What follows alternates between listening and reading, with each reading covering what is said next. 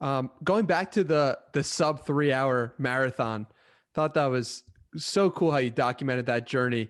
And I'm curious, what was the most challenging part of that specific journey, getting to under 3 hours? I think just how long it was, like the training itself, because yeah, I would sign up for races, they would get canceled. I'd sign up for races, they get canceled. Sign up for races, they get canceled. So you're constantly going the cycle of building into a marathon prep and then having to readjust, building into a marathon prep, having to readjust. And I learned so much that process from like a mindset perspective, but also from a physical training perspective and things that I had to improve on and change.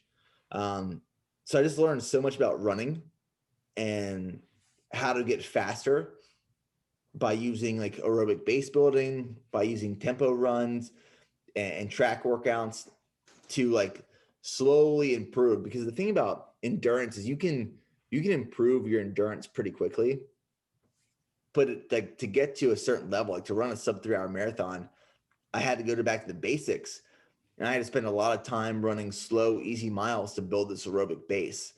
And once I built this aerobic base and this foundation, then I could add in tempo runs and track workouts to start working on speed. So it was kind of like this orchestra that you're coordinating this orchestra, building this aerobic foundation and base and adding in tempo workouts, and then learning your fueling and nutrition strategy, and then a race strategy, and then racing the course based off the weather and the terrain. And it all comes together in this symphony.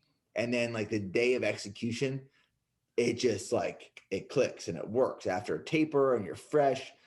And it just felt so good to cross that finish line. It felt so good. And I loved your coach talking about, at some point you have to push your athlete. At some point you have to tell them to ease up a little bit because I believe you're faster than expected. How has working with a coach played a role in all of this? Oh, I mean, having a coach is great because I mean, when you're training for something, like for the example, this sub 3 hour marathon, I was doing it for a year. So you start getting in your head where it's like, man, I'm too far behind. I'm too far forward. Like you start getting in your head and you have a coach saying, hey, like based off my experience, you're right where you need to be. Like slow up, pull back.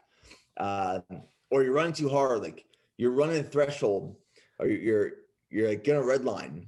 So having someone that is overseeing the progress you're making and implementing workouts based off that progress is great.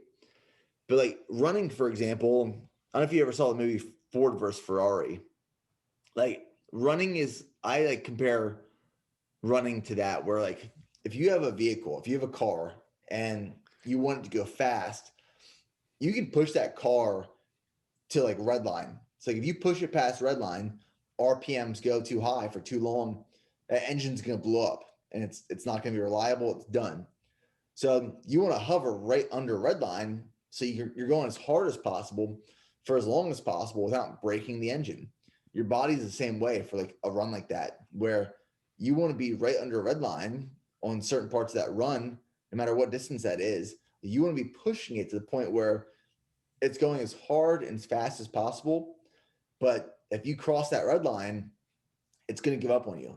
It can't go any further, just like an engine on a car. So on a race, if you hit the point where you redline for too long, you're done. Your heart rate got too high, your body gives up, you're not going to finish that race.